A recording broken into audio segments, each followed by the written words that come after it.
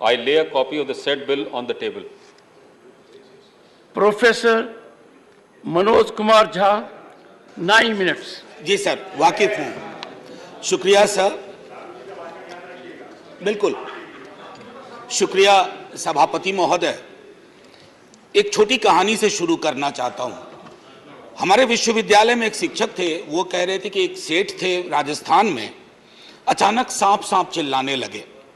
तो लोग आए, बोले क्या हुआ? बोला देखो सांप अभी पेट पर से चल के चला गया। बोले काटा तो नहीं ना? बोला नहीं काटा नहीं, रास्ता देख गया है। So when I rise Professor, today, this is my court. Everyone in the house knows. Not of your university. sir, ये तो मैंने कहा है। sir, Go ahead. sir, I would want all of you to give me uninterrupted time. I'll not speak anything which is going to prick you or disturb your rhythm. What I wanted to say, sir, असल में कई वर्ष पूर्व भी देखा इस देश में, आज भी देख रहे हैं। जब बहुत बड़ी सत्ता आती है ना, तो कई ख्यालात आते हैं। कुछ अच्छे होते हैं और कुछ लगता है जिसको हम कहते हैं लोएस्ट हैंगिंग फ्रूट। मैं और मेरी सीनियर कलीग जया जी, हम लोग बात कर रहे थे, इतने पावर का करोगे क्या? कम है क्या? इतने राज्यों में सरकार है, केंद्र में सरकार है, 303 का बहुमत है। उसके बावजूद अगर किसी निर्वाचित सरकार को लेकर के ये आपकी प्रणाली हो, कार्य प्रणाली हो, जहां की सुप्रीम को 11 मई को सुप्रीम कोर्ट का ऑब्जर्वेशन हुआ, मेरे कई कलीग कह चुके हैं। संभवतः हमारी सरकार ने सोचा होगा कि वेकेशन में जाने से पूर्व उनको कुछ ऐसा पकड़ा दो कि अवकाश में भी वो सोचते रहे इसके बारे में। तो उन्होंने 19 मई को ये ऑर्डिनेंस लेकर के आए। तो अब जजों का काम था कि इस पर लगातार सोचते रहे। सर, इससे पहले कि मोटा मोटी कुछ बिंदु पे मैं आऊं, मेरे कुछ साथी वो जिन्होंने लोकसभा में वोट किया है, most likely they will do the same here. हालांकि लोकसभा के बारे में मैं जिक्र नहीं करना चाहता था, माननीय सभापति महोदय, डाइवर्सिटी शब्द का आप बहुत जिक्र करते हैं, हम सब उसमें रिजॉइस करते हैं, हमारी प्राइड है वो। लेकिन एक मंत्री महोदया डाइवर्सिटी बोलते बोलते बोल गई कि इंडिया इज कॉम्प्लिकेटेड। सर, बचपन से लेके आज तक इंडिया कॉम्प्लिकेटेड नहीं लगा कभी। ये रिकॉर्ड में है पार्लियामेंट के, इसलिए मेरी चिंता है। इंडिया कॉम्प्लिकेटेड नहीं है सर, बड़ा सहज स्वभाव है इंडिया का, महासागर वाला है सर, सब कुछ समा जाता है, मजहब हो, धर्म हो, जाति हो, कौम हो, कोई हो। लेकिन इसको जब तालाब बनाने की आप कोशिश करते हैं तो महासागर तालाब नहीं बनना चाहता। सब फॉर ऑल दोज फ्रेंड्स, बड़ी अच्छी अच्छी बात कही, equi distance. Sir, equi distance का मतलब होता है न्यूट्रलिटी। जब चूहे की पूंछ पे हाथी का पांव पड़ा हो तो न्यूट्रलिटी, उस चूहे से पूछिए कि उसको कैसा लग रहा है।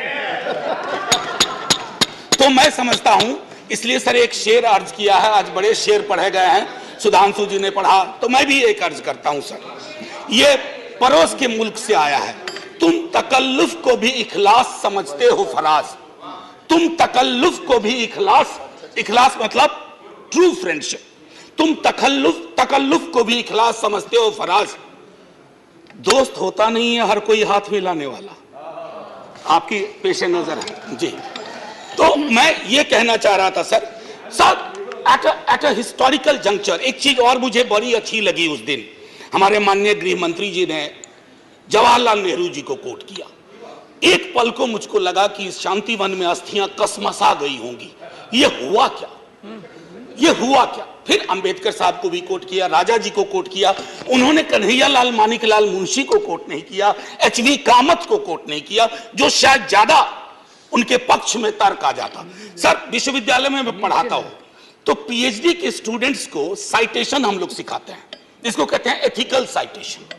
एथिकल साइटेशन में यह नहीं होता है कि सेमी कोलोन के बाद का ले लिया और शुरू वाला छोड़ दिया। उदाहरण के लिए कहता हूं कि आज तक इस दुनिया में सबको लगता है इस देश में कि मार्क्स ने कहा था कि धर्म अफीम है, religion is the opium for masses. Sorry sir, the entire quote is religion is the sigh of the oppressed creature, the heart of a heartless world, and the soul of soulless condition. It is the opium of people. Sir, अब इसमें क्या किया हमने?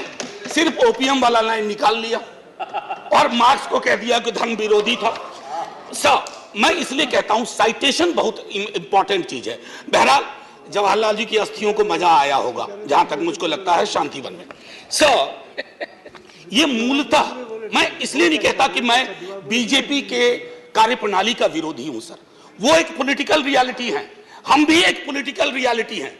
हम शत्रुता की जुबान से हमें एक दूसरे को संबोधन नहीं करना चाहिए, ना सदन में न सदन के बाहर। साहब हम इंडियन मुजाहिदीन नहीं है साहब, हम ईस्ट इंडिया कंपनी नहीं है, हम वो भारतवर्ष हैं जिसको महासागर मैंने कहा, और उस महासागर में आप भी हैं, हम भी हैं। हम और आप एक दूसरे की कीमत पर नहीं है।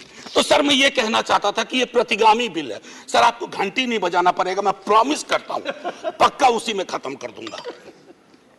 सर प्रतिगामी मैंने क्यों कहा, दुनिया देख रही है कि हम कितना प्रोग्रेसिव लेजिस्लेशन ला रहे हैं।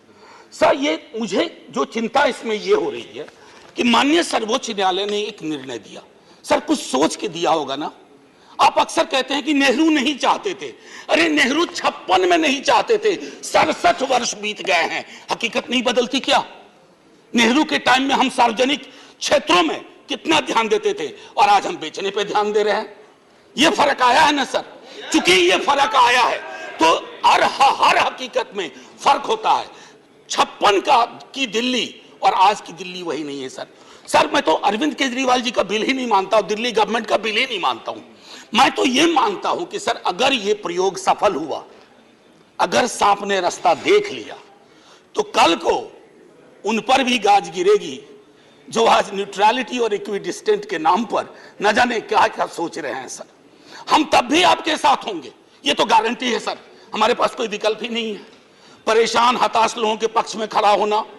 हम तो कश्मीर चल रहा था, उस वक्त आम आदमी पार्टी ने कोई और पोजीशन लिया था, आज उनको समझ में आ रहा होगा कि क्यों उस वक्त वो पोजीशन लिया।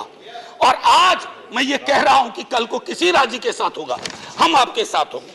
सर सेपरेशन ऑफ पावर को लेकर के मेरे कई कलीग कह चुके हैं, मैं कुछ नहीं कहना चाहता, बस ये 3 चीज कहूंगा सर। अगर ब्यूरोक्रेट्स मिनिस्टर को उत्तरदायी नहीं है सर, ये अराजकता को जन्म नहीं देगी क्या?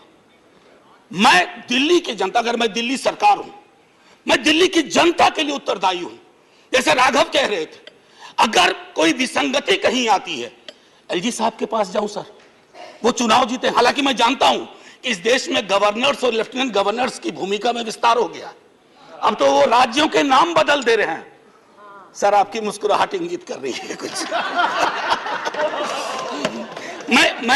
मैं ये कहना चाह रहा था सर, और मैं समझता हूं कि ये बात मैं कह करके, और 239AA के बारे में जो बातें कही गई हैं मैं उसको दोहराना नहीं चाहता, सिर्फ मैं एक चीज पे आऊंगा, कोरम।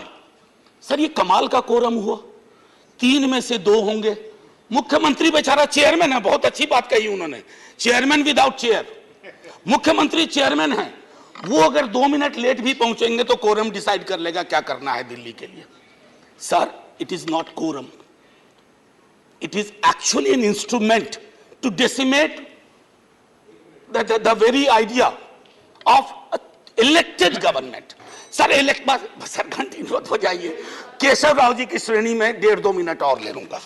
सर एक सोल डिस्क्रिशन का मामला आया है, सोल डिस्क्रिशन, और ये मैं आग्रह करूंगा माननीय गृह मंत्री जी से, हमारी महामहिम राष्ट्रपति के लिए भी जो संदर्भ आते हैं ना, to aid and advise of the cabinet or the ministry, sir उनका भी सोल डिस्क्रिशन नहीं होता है। ये तो एक तरह से मुझे सोललेस डिस्क्रिशन दिख रहा है, आत्मा विहीन डिस्क्रिशन। सर ये उसमें नहीं फिट बैठता है। सर एक और चीज,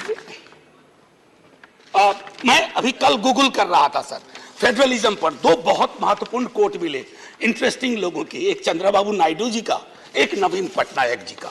वो कोट मैं पढ़ना नहीं चाहता हूं, बस मैं बता देना चाहता हूं। आखिरी सर, ये पेशे नजर तमाम लोगों के जो कहते हैं, अपील करते हैं कि साहब मदद करो इस बिल पे, तो दुष्यंत जी कह के गए थे कि उनकी अपील है कि हम उनकी मदद करें, चाकू की पसलियों से गुजारिश तो देखिए।